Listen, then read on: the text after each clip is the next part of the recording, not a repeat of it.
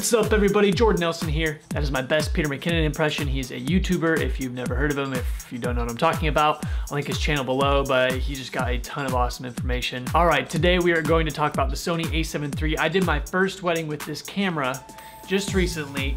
I got the camera on a Wednesday and I shot the wedding on a Saturday. So I didn't have much time to practice or figure it out. I went from Canon to Sony, so I didn't really have a great framework for how the camera works, the menus, all of that. But I just kind of want to go through what I really loved about this camera because it was an incredible wedding day experience using this camera. It was so easy. Everything worked so well. It looks so good. I'll show you some clips of that wedding as we're going through this so you can kind of see what I'm talking about here. I'm just gonna list them off, what I loved about this camera for wedding filmmaking. All right, those customizable buttons. I know this is a Sony thing to be able to customize all the different buttons that you have on your camera. I watched some YouTube tutorials about what other people were doing, and then I made mine, and I was able to get into APS-C mode from full frame to be able to punch in if I wanted to with the click of a button, or if I wanted to change the focus area just by the touch of a button, getting in there, changing the white balance. There's just so much right at your fingertips that you don't have to go searching in the menus, because the things that you use the most throughout the wedding day,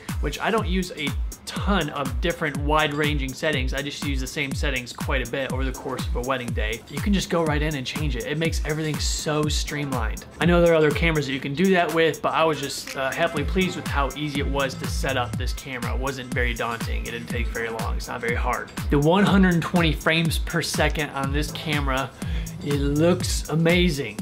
Especially that this camera is a $2,000 camera. The 120 frames per second, happily pleased with. Looks so buttery smooth. It kept focus. It didn't soften up focus on me. I'm just so excited for this capability. I think it's gonna raise my wedding films to the next level here. Now low light.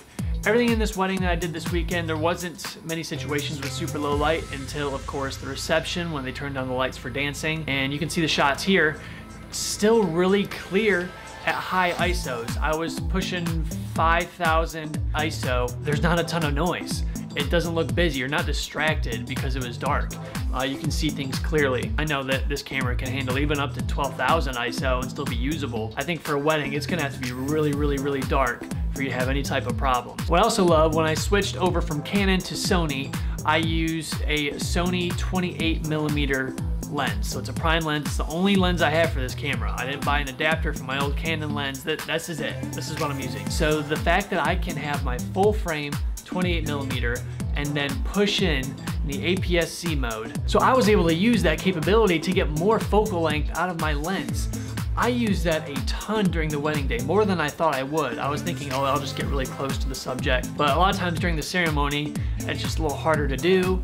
Or during like the first dance, the dances during the reception, I wanted to get a little bit of a tighter shot, but I didn't want to get all up in their business because I don't want to distract the people who are watching. I want to not be a distraction. I put it in APS-C mode, and I don't think any quality was lost. From what I can tell, it looks exactly the same, especially for a filmmaker on a budget currently. I'm only using this lens for now. More lenses will probably come in the future, but right now, love that capability. Also love this camera's dual card slots. It just helps with peace of mind, just knowing that if something happens to one card, I have that second card as a backup.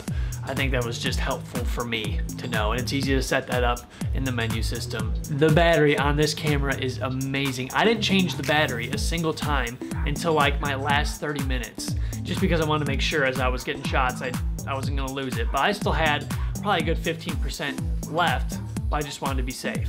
So I could have almost made it the entire day on one single battery. I was also being very cognizant to, you know, turn off my camera when needed, but it lasted me all day. So if you have two batteries, you're fine, you're good to go, unless you're doing a 15-16 hour day. The autofocus on this camera, I didn't have a single problem with it searching for autofocus. That's one thing that always made me nervous with my previous camera, was that when the bride was walking down the aisle or the processional was happening, that it was going to be searching the entire time and I was gonna miss it. I was gonna miss that shot, and that would have been, yeah, just terrible. I had it on center lock. I kept them in the center of the frame and they were in focus. There was no searching, none of that. I didn't have a single problem all day with anything I wanted to do and all the different focus areas that were available to me. And the picture profile I used, I really loved. I loved the way it looked. I loved the way I was able to edit it. So as you can see here, I used a Cinema 2, the S-Gamut 3 there, and then my saturation was -5, so I can go ahead and fix that in post and boost up the saturation and put my LUTs on there. I used Peter McKinnon's Kodak Killer LUT, and I had it at about 40% through most of the shots that I was using. Just really happy with the amount of options on here. I know S-Log2 and S-Log3 are available later as well. All right, I think that's about it. I just wanted to give you guys a little rundown of what I loved about this camera on my first day shooting with it in a wedding. Let me know if you guys have any more questions on the camera or my experience during that day, or if you guys have any ideas for future videos or things that you want to know about this camera, about wedding filmmaking in general. All right, I think that's all I got. We'll see you guys later.